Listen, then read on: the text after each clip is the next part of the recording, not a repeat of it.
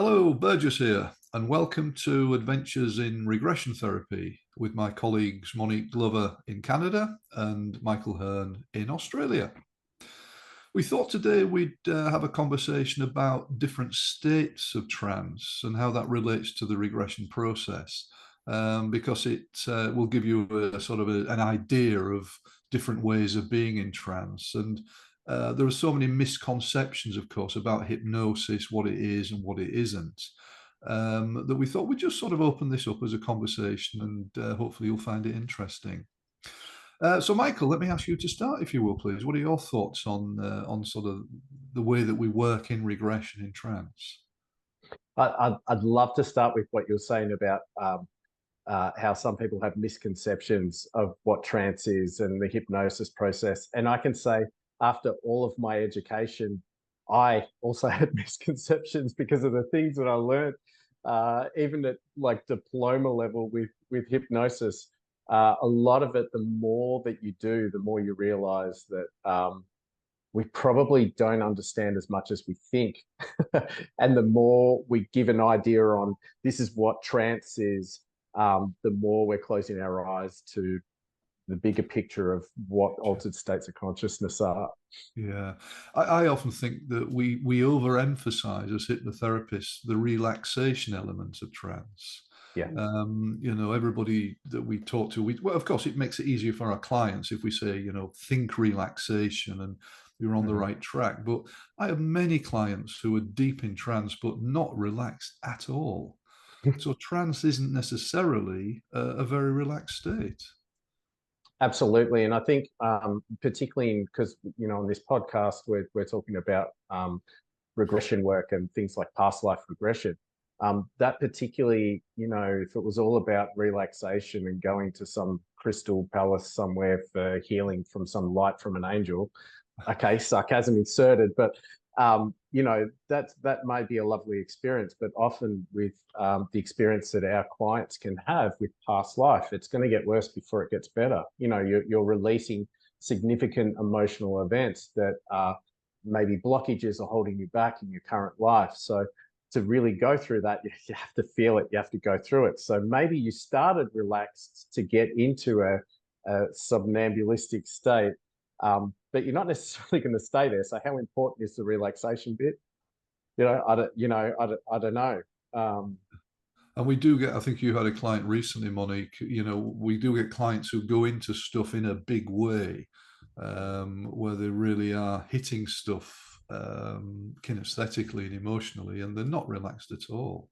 No, even tuning into it. It's funny. I find some clients, they're just, I don't know. I don't want to use necessarily the word sensitive, but they're tuned in. They're tuned into what's happening. I think they're maybe more tuned into their subconscious than some are. And a couple of days leading up to the session, they'll already be tuning in to kind of the motions, the energies of the session. They'll come in already feeling like anxious or angry. And it's like the subconscious is already preparing ahead of time. Like, oh, exciting. We have this session booked. Let's just start the gears turning and warm it up. So often those clients come in and it's already at the surface even before they go into that trance state. But most definitely I've had clients that are very, very vocal, and it's a very, very big experience. And as we know, that's what we're looking for. We're looking for the emotional release, the ones that are holding it back and are, I don't know, I guess controlling it to a certain extent, kind of guarding themselves and not letting themselves go deeply into the experience. It's harder. It's like you have to hack away versus I'm just going to surrender to the experience, surrender to the emotions, allow myself to feel what's coming up. But there can be people, crying and screaming, not screaming. Screaming kind of makes it seem like it's this horrible process. I kind of wonder in the office I work in what my neighbors next door are thinking. The naturopathic doctors probably think, what's happening there? Are they torturing this poor person? It is. People, they get angry, they cry. It's can be a very expressive experience. And that's good because they're finally letting go of things that have been under the surface for so long. And we encourage that. We encourage them to go with that. And maybe they haven't been allowed, to be angry their whole life. And this is the first time they've been given permission to feel that. Yes. Yeah. Michael, I think, sorry, yeah. go on, Michael, please. Yeah. Yeah, I'm just thinking also, like, that's why we work in a particular way that we work in trance as well. Something that I'd always worked with, and why I initially did some advanced courses with Steve, because that's how, you know, Steve, you've always worked as well. And that is that you want the client a part of the conversation. So you want the person obviously in a trance state where they can be in touch with the subtle. So, you know, perhaps from the higher self, if you want to call it that, coming through the subconscious mind, however all of that works, to be really in touch with that. But you want them to be able to communicate with you and be aware of what's happening at the same time. So not so much the idea of being under a trance that someone's put a spell on you.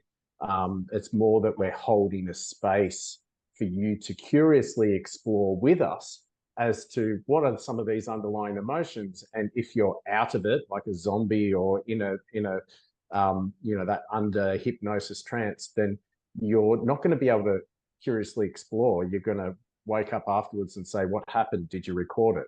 And I don't think the healing necessarily comes from that. Even though sometimes that can happen for clients, but, you know, a big part of what we're doing is exploring and being able to release that emotion. So the person needs to be part of that process consciously, as well as the information and the experience coming through subconsciously, if that makes sense. So I think that's a big difference with how we work, particularly with things like past life regression, where it's not something that happens to you, it's something that happens that you experience with it.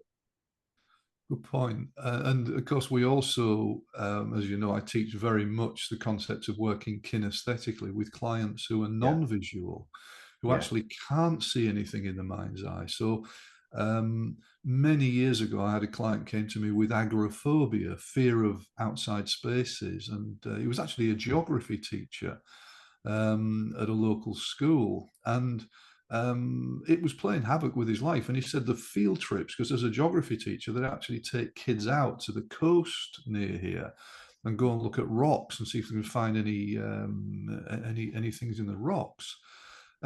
He said, I can't even get off the bus. He said, and all the kids are just taking the mickey out of me. And he said, but I'm so tense. I feel so scared. And he said, but I've already seen a hypnotherapist. Do not tell me to imagine anything. I cannot imagine anything. I can't visualize anything. She was going on about visualize this, see this, see this. He said, it's just black in here. Now, I understand that personally because I'm non-visual. So when I'm in trance, and Michael as well, it comes through in the body. So I guided him into trance. His subconscious, using the technique we use, indicated there were 2 past lives that were causing the agoraphobia. I asked his subconscious to take him back into the first of them, and he laid in the chair, and after a couple of minutes, he just went,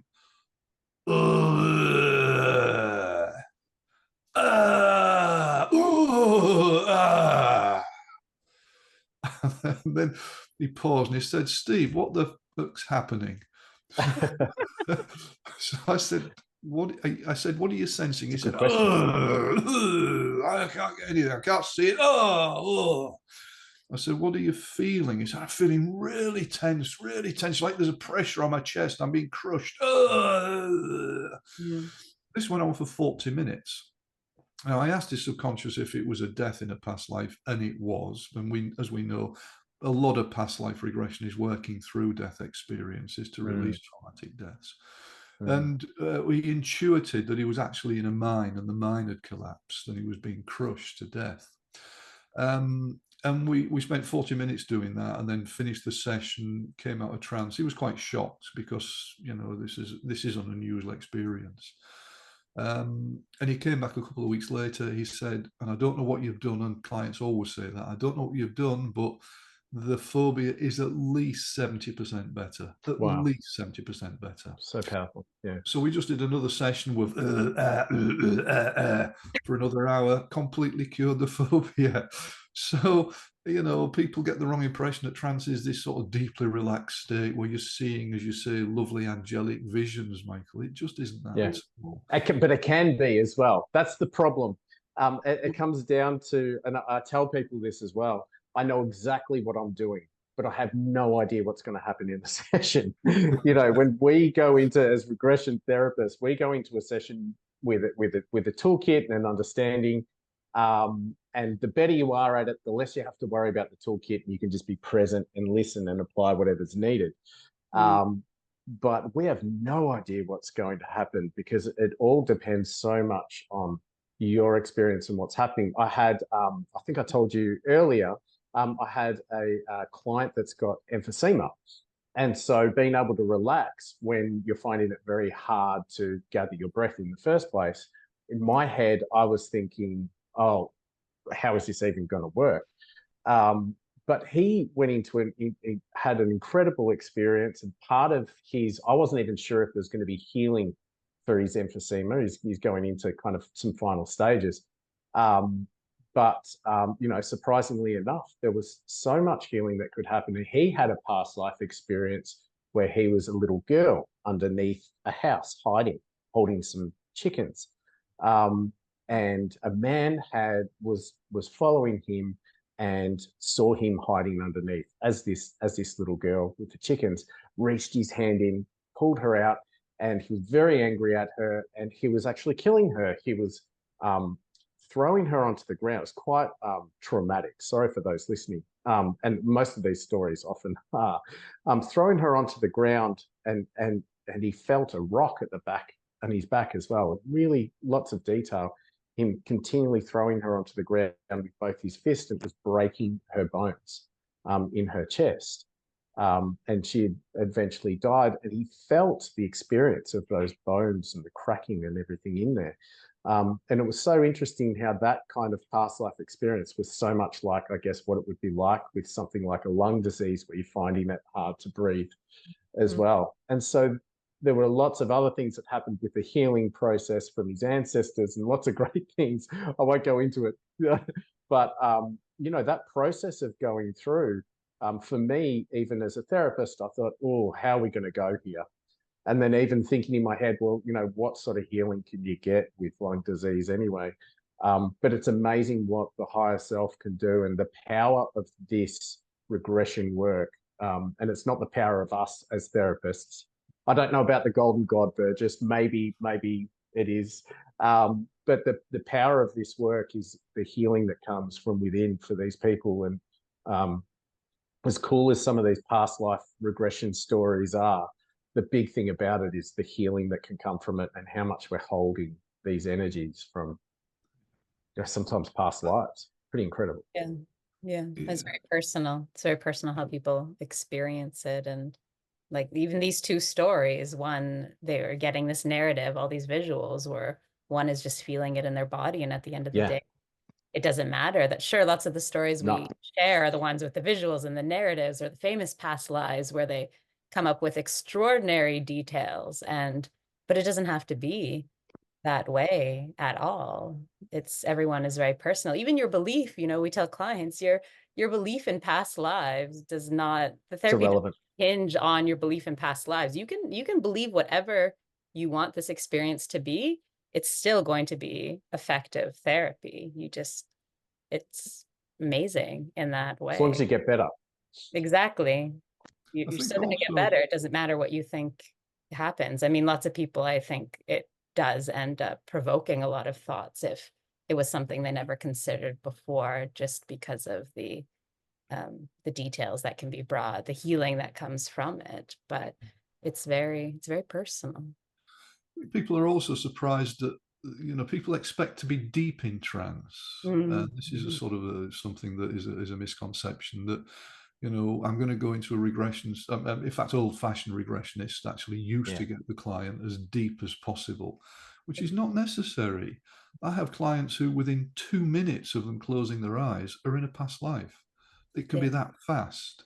And so there's no reason for people to be so deep and deeply relaxed and somnambulistic almost. A trance is not necessarily a deeply relaxed state. for me, I call it a focused state of relaxed inner awareness.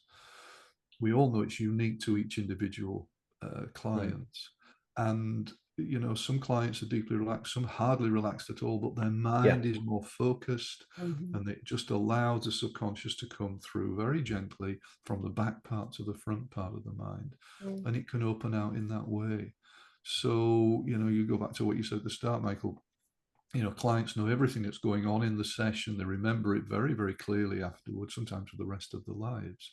Yeah. But, you know, the subconscious knows the best healing process. And our way, and the system that I always teach our therapist is let the subconscious do the work. It knows best. And all we're doing is guiding it so it does the work.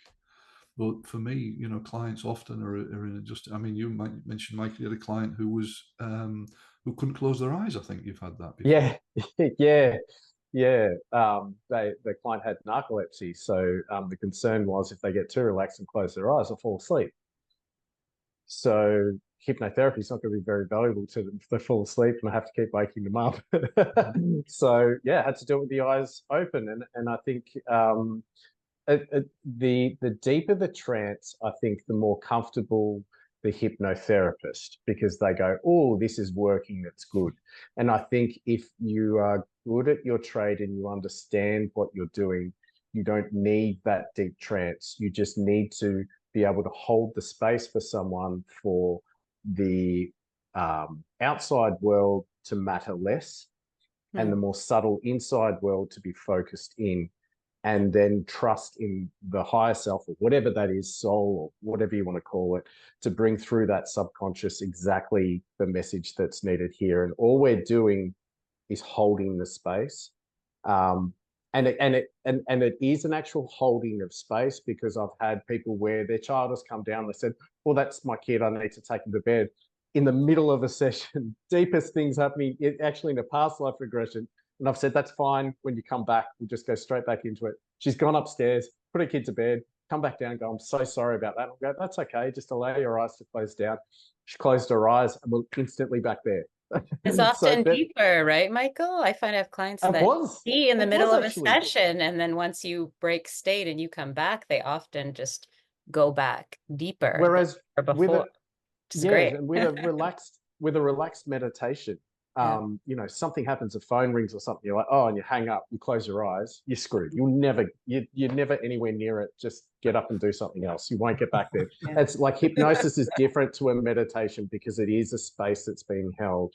And I think the depth of that trance that you feel, I don't think that's as valuable as the space being held. And if you have someone that's very comfortable with holding that space as a hypnotherapist, the depth isn't as important. It's about the nuances of, okay, where are you? Have you tuned out the outside and are you tuning into something important? So if your eyes are open or whatever, that's irrelevant. It's about knowing that's subtle. So I think that's a big difference in how we work, I think, Steve. Good point. Okay, well, thank you for your thoughts, you two. That's been really interesting, and I hope our viewers are interested in what we have to say. So thanks for tuning in, everybody, and hope to see you again another time for another Adventures in Regression Therapy. Thanks for watching. Lots of love. Thank you.